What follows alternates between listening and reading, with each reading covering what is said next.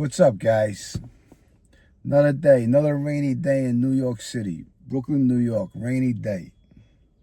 But, I know you guys love my pizza stories. Joe Pizza. Joe Pizza's real name was Joey Jacoby. Now, Joey Jacoby on Bath Avenue was a villain. I mean, when he first came around and before he got into the drug scene, he was fit, built, tough, like maybe 260, solid. This guy fucking hit you. Bang, I'm telling you. He was a fucking tough guy. Joe Pizza was a legitimate tough guy, 100%. He'll fucking knock you the fuck out. And he told Anthony Spero he wanted to fight Jerry Cooney. He said, I'll beat the shit out of Jerry Cooney. Put him in the ring. He says, and I'll give him a fucking beating to Spero. And he always wanted to fight him, but he never did. But he was great with his hands. I'm telling you, solid guy. So I'll tell you a story about Joey Pizza. Joe Pizza, one time, he was always walking around with Jughead and this other guy, Joe. What he did was he formed his own crew, okay? In the beginning, he was good. Then he started doing drugs. He wanted to form his own crew. And the guy Jughead, his real name was John, I think. And one time, we called Jughead. And he says his name is John. He said, from now on, you call him John by his name. So he wanted to give this guy Jughead the respect. And I understand where he was coming at. We always made fun of Jughead. But the thing was, after Joe Pizza got murdered, Jughead was called Jughead again. That was his name. But there was an incident with a guy by the name of Vinnie. I won't say his last name. I'll call him Vinnie P. Okay? And he was a neighborhood kid. He came from the neighborhood, Bay 23rd. He, I guess, came from a good family, 100%. Came from a good family. And we had a pool hall on Bath Avenue, right next door from the Big Apple. It was a pool hall. Like, there was a couple pool tables in there. You go in there, it's a hangout, neighborhood hangout. You go in, you shoot pool, you hang out. So one night, Vinnie P with his friends, Paul John, the neighborhood kids, these guys have a couple years on me, maybe 4 or 5 years on me. They really weren't about anything. They were about sports, hanging out, going to work, things like that. So they're shooting a game of pool. And Joe Pizza comes in with a couple guys, and he's asking questions. And for some reason, Vinnie P answers his question, but the way he answers it with, like, authority. Like he's telling Joe Pizza, we didn't see him or whatever he had to tell him. But Joe Pizza took offense to the way Vinnie P answered the question. So he went to Vinny and said, what are you, a tough guy or something? We think you're a tough guy? Joe Pizza walks up to him. He hits him with a fucking shot. Bang. Bro, no exaggeration, bro. The last time I saw this kid, Vinnie P, his face was on the other side of his face, 100%.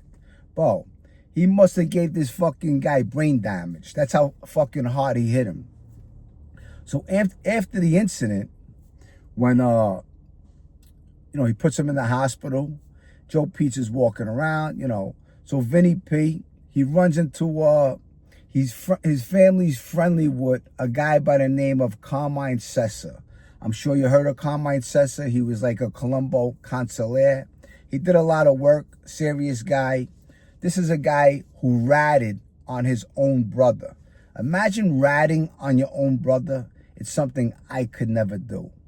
No fucking way. Giving up your own brother, putting your own brother away for life. His brother was Michael Sessa. I did time with Michael Sessa in Lewisburg Penitentiary. I have a couple pictures floating around with him.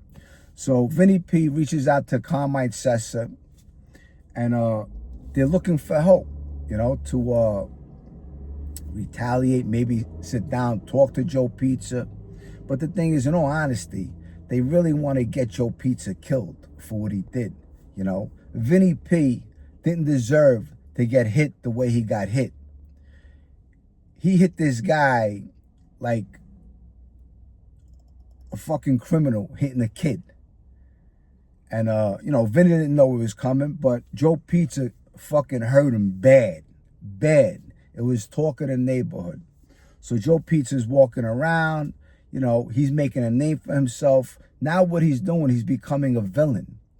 Everyone in the neighborhood, when Joe Pizza comes around, scatter, because they're scared to death of him now.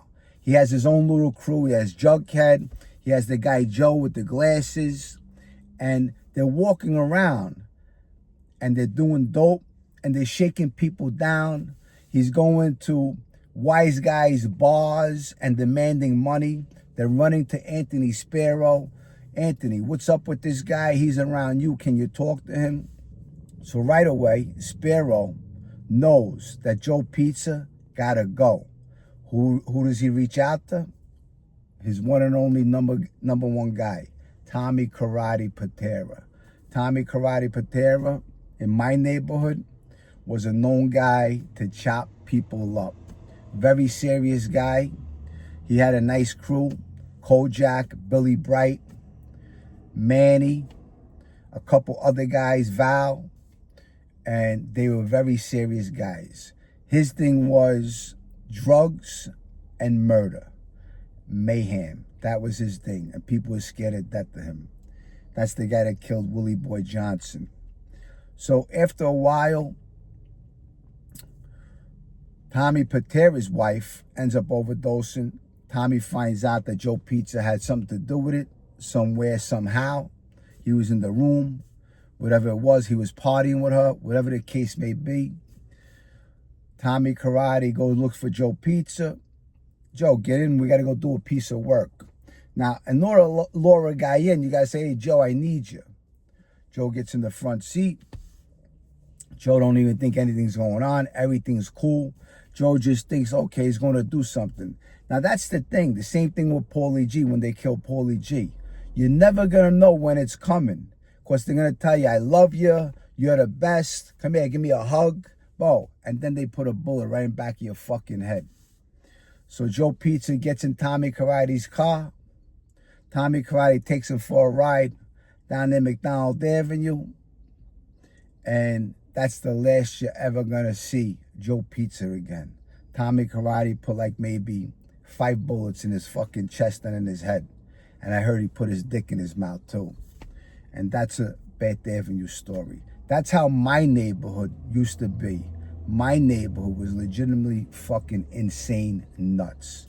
Now you go to the neighborhood, it's like Mexico and Chinatown. With that said, I hope you enjoyed this video. I love you guys. I'll see you on my next video. Always do the right thing. Give your life to God. I'll catch you soon, guys. Bye, guys.